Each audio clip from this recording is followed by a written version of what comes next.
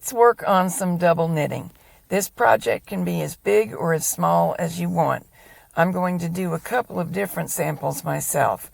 It can go from being a potholder to a scarf to a full-size blanket, whatever you want. Also a shawl.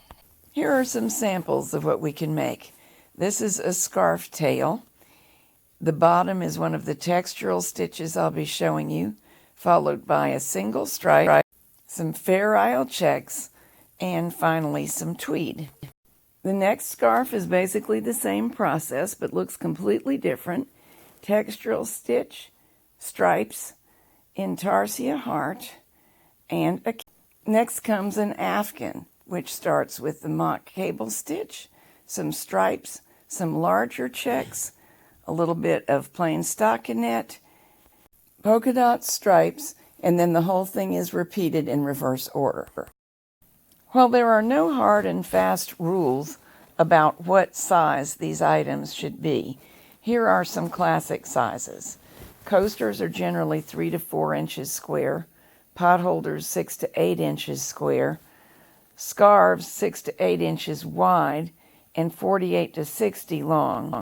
Or an alternate way to figure a scarf length is the wearer's height. So if a person is 5 feet 6, 66 inches. Keyhole scarves can be shorter than that, and I will show you in that section how I figure out how long to make them. Baby blankets are generally 27 to 30 inches square. They may be smaller for stroller blankets or larger for older babies. This is a newborn size I'm giving you. And afghans are generally at least 30 to 40 inches wide by 40 to 60 inches long. The projects we're about to embark on are not at all fussy about what loom you use. Here are some examples of looms that would work depending on what size of project you wanted. The only requirement is that there be 2 rows of opposing pegs that line up with each other. Just select a yarn that works well and practice in double stockinette, as I showed you in the double stockinette video. There are kiss looms set up for double knitting. They work very nicely too. Same deal, set up the pegs to oppose, adjust the space between the boards. Here is my recently reinforced noble knitter. I'm showing it to you with some funny adaptations. I've recently added that L bracket, angle bracket, to reinforce the board so they don't flex inward. And I didn't have the amount of spacers I wanted to get the gauge that's desirable, so I improvised and it works great. I still need to trim off the excess aluminum bracket and find a shorter bolt so as not to have those items snagging on the knitting. Here's how to plan your project. Figure out from the information I already gave you or from measuring something that you like what sizes you want, length and width. Now the stitches will be the width. So measure and find out how many stitches per inch you're getting on your loom in your selected size, and ditto how many rows per inch you're getting. In this yarn, on this swatch, I was getting 2 1/4 stitches per inch, and I want a 6-inch wide scarf, so multiplying those would give me 13.56 stitches, which is of course impossible. Because some of the stitches we're going to work require multiples of 4, I would choose either 12 or 16, and I'm going to opt for 16. To be clear about multiples, to be a multiple of 4, 4 must divide evenly into the result without anything left over. So 15 is not one, but 12 and 16 are. A very common stitch gauge in double knitting is 3 stitches or 4 stitches per inch on the finished garment. With that in mind, I have figured out what width you would get for 100 stitches, 50 and 24 stitches, and there are the widths in the right columns at 3 and 4 stitches per inch. However, you'll spot it in a minute. I've done something I should not have. 50 is not a multiple of 4, and we only want multiples of 4. So in a second, I'll refigure that. A quick note here.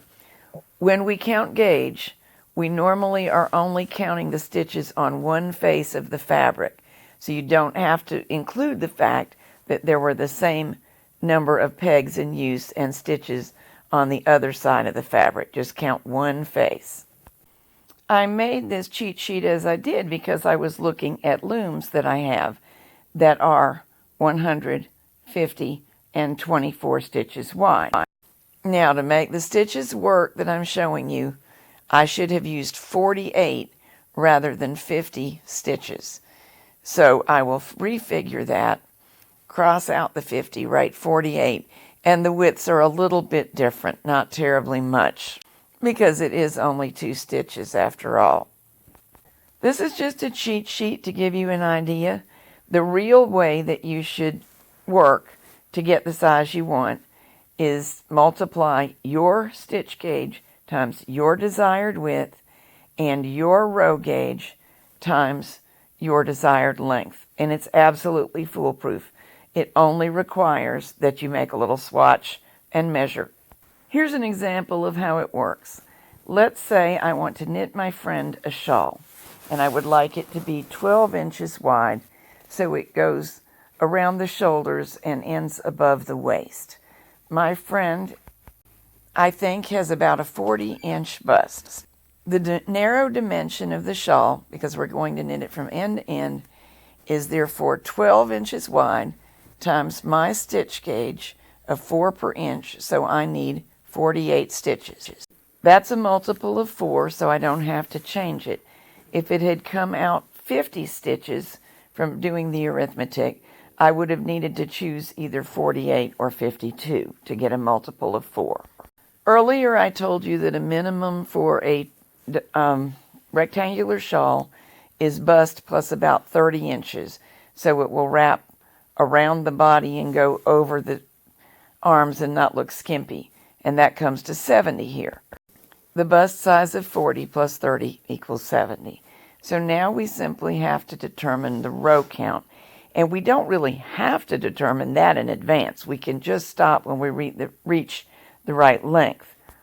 However, if you want your shawl to have symmetry, you need to figure out where to place the different motifs more or less evenly. So it's nice to have an idea of row count. We want 70 inches of length. My row gauge for this imaginary sample is 5 per inch, so that comes out to 350 desired rows. Every project needs to have a neat cast on and bound off edge like this one, and here's how to get it. First, make sure that you know the stockinette wrap and begin across the required peg count, casting on with the stockinette wrap. There I marked my beginning peg with the pin, just to be certain. Also, you already saw me set aside about a yard, depending on the width of the fabric you're going to be knitting. You may need more than a yard, but we need some yarn for an anchor cord. That's part of the cast on, as you'll see in a minute. Now begin wrapping with the long tail, not the short one, across the loom in the stockinette wrap formation. You can start either on the front or the back peg and make good stockinette. I actually think that in this video series I've varied that from time to time because I don't have one set way that I do it. But the stockinette wrap is always wrap alternate pegs, zigzagging across from board to board. Make sure you're up to the correct number. Then wrap across the end of the board and begin wrapping back, doing the same thing, only this time catching the pegs that were not previously wrapped. So every peg on each board across the entire span to be worked ends up with a wrap of yarn on it. I'm being really careful here to try to keep my hand out of your way. This can obviously be done much faster than I'm doing it in real life. And now's when the anchor cord comes in. Lay it across, between the boards, across the wraps, Push both ends through to the bottom and knot them together. And the purpose of this is to give us a little bit of control, a handle to hold on to while the fabric begins to develop. You know, there's a tendency, I'm sure you've noticed, for the first few rows, the loops after you knit them over to be sloppy and want to pop back off the pegs. Using an anchor cord is a big help with that. Now, that's really the cast on row, but it's not complete until we've knitted it off. So we do another row of stockinette wrap. All the wraps, if you look through the work, you should be able to see them aligning with the wraps from the row below.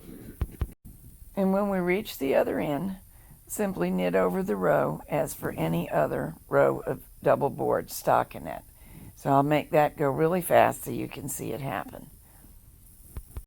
The first row is a little bit trickier than all other rows, so keep your thumb where my thumb is, holding down that first batch of wraps. It's quite a help. And anytime you feel the need of it, also reach over and tug on your wrap anchor cord. As soon as we are finished with this row, it is time to actually begin the project.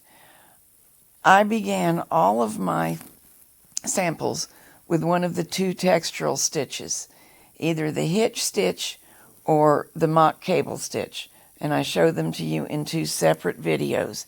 The reason that I did that, and it is not incontrovertible, but it makes a nice sturdy edge to the project.